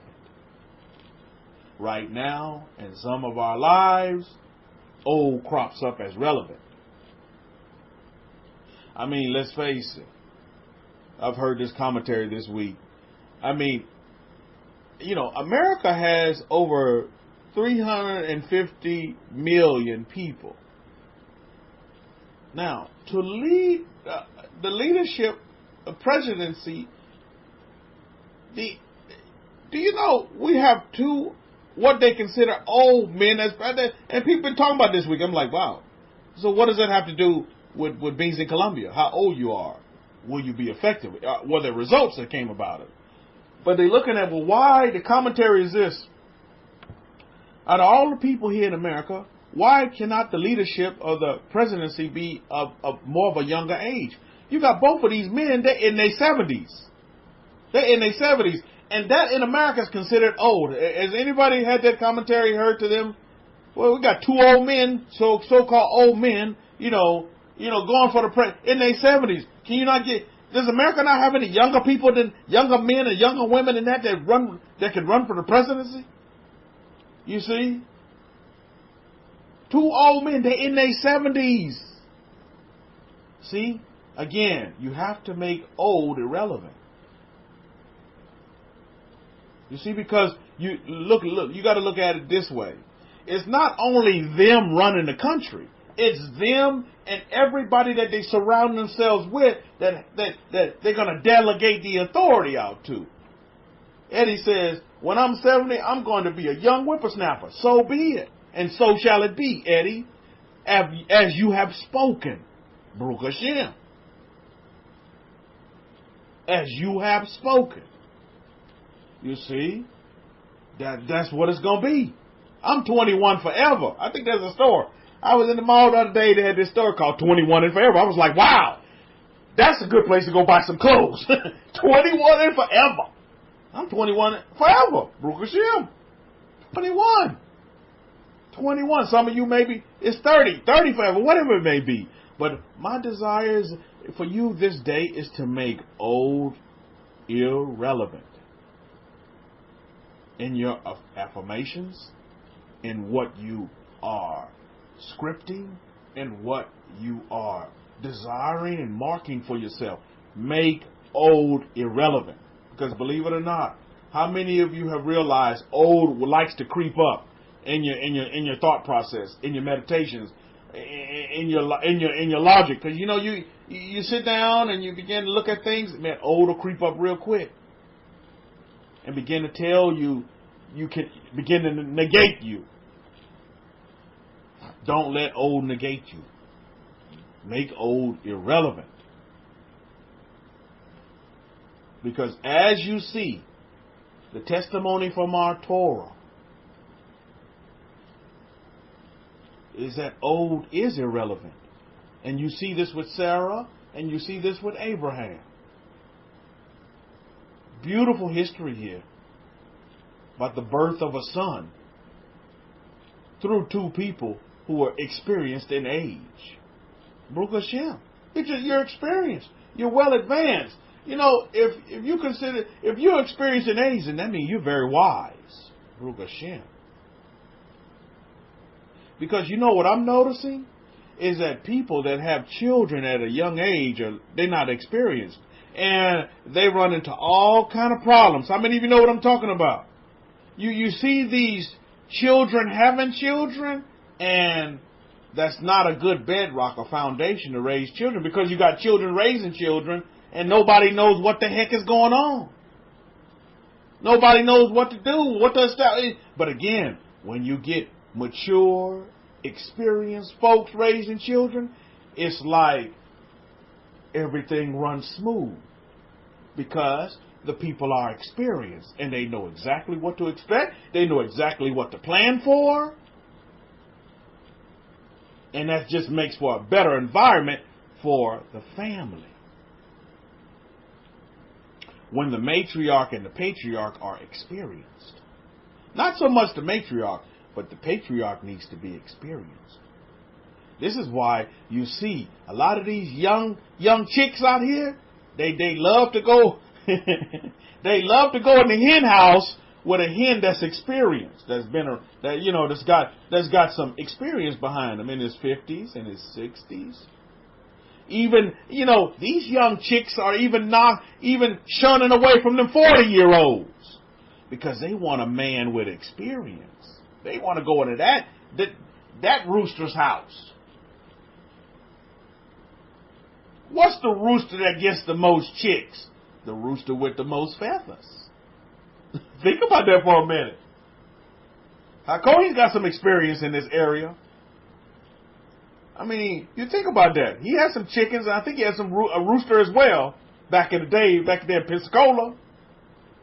What's the rooster? And my grandmother, she raised them too. And I tell you, the rooster that always get the most chicks was the one with the most feathers, because he put his feathers out like that. Man, show all them feathers, man, and that would attract all the chicks.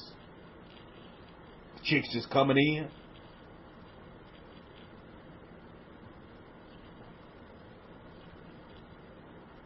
You see, you have to take that experience and use it to your advantage, not to your disadvantage. But most folks don't understand that. They see old as the enemy when old is irrelevant and experience is actually your friend.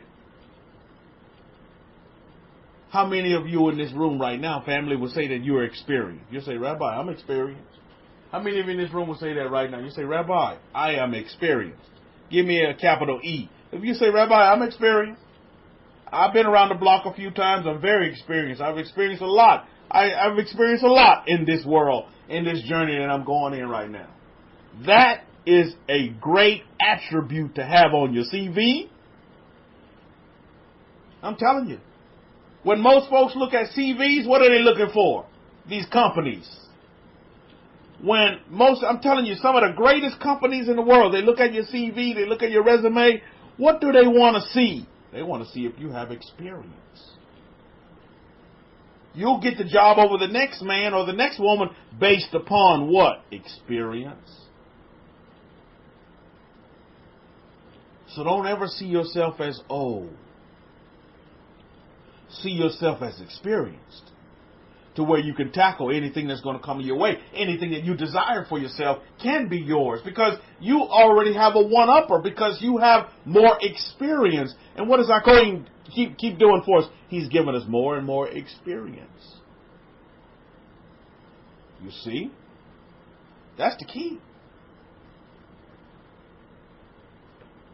This is why I like when the Torah said this part. When we read this part in our Torah, where the Torah talks about that they were well advanced in age. I like that. Opposed to being old. How about being well advanced in age? Put it that way. You're experienced. You're well advanced. You're technical. You're sound. You get it? That's what you are. Let's continue reading on in our closing here. Look at Genesis chapter 18, verse 13. No, we read that one. Genesis chapter 18, verse 14. Here it goes right here. Is anything too hard for Yahweh? Is anything too hard for Yahweh? You see, sometimes in our affirming, sometimes in our wanting to manifest thing, we consider it too hard, too difficult. Is anything too hard for Yahweh? At the appointed time, I will return to you according to the time of life, and Sarah shall have a son. Not only a child, you're going to have a son, right, Nachshon? And Sarah shall have a son. Baruch Hashem. Look at verse Genesis 18 and 15. But Sarah denied it, saying, I did not laugh, for she was afraid. And he said, no, you did laugh. See, that's piling on to the negativity. That's putting negative on top of negative. And thus, why don't you just come out and admit it? Yeah, I laughed because I just didn't see it. But, you see, there's people that are like that too. They love to pile on to their negativity to think it's going to get them out of their situation. But it's not helping them. It's only harming them even worse.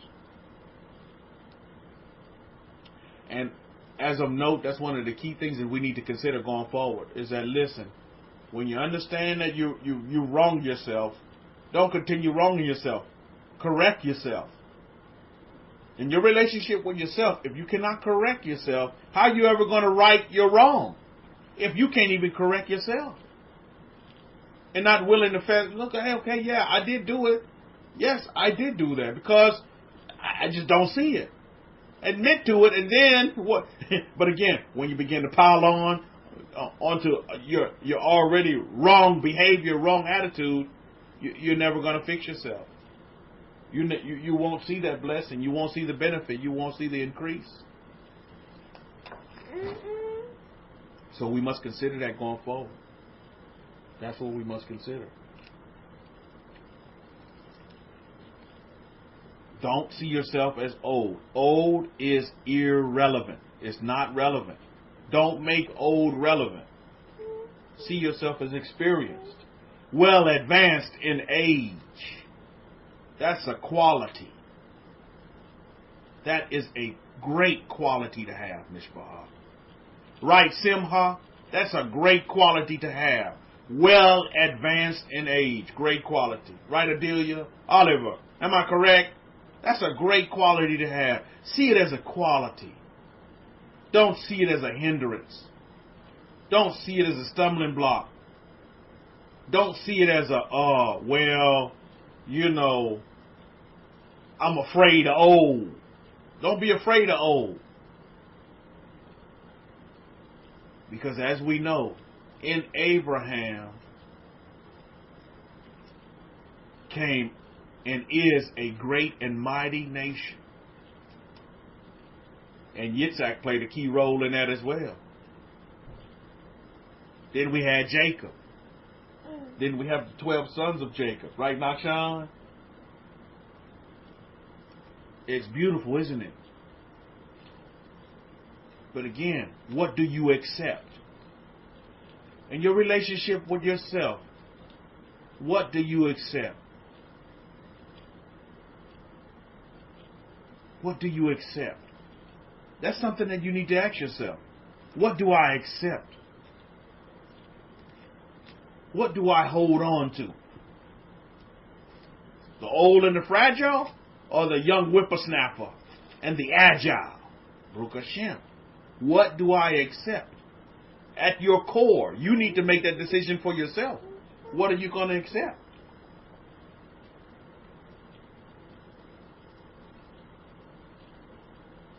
So that's where we are. And I'm going to leave it. I'm going to close on that note. I'm going to close on that note right there. What do you accept? I want you to make old irrelevant in your lives, in your livelihood. Because I'm telling you, old school going to try to creep right back in. Believe me. Time and time again. Be prepared for it. Recognize the old school, old mentality for what it is. And make old irrelevant in your lives, Mishpah. Because I'm doing the same. And you know what keeps me young? Nachshon keeps me younger than young. I'm spry and running around here because, you know what? Youth keeps you young. I realize. Yeah, you hear that? Now, Sean affirms that. It's youth that keeps you young. Youth keeps you young. My goodness, and my wife, all the time, I'm telling you. She tells me all the time, she's going to be the youngest of all the mothers when Nakshan's going to school. And believe me, she's got the youngest looking face. It's perfect. She's young. And she's going to always be young because that's how she sees herself. I'm telling you. And that's beautiful.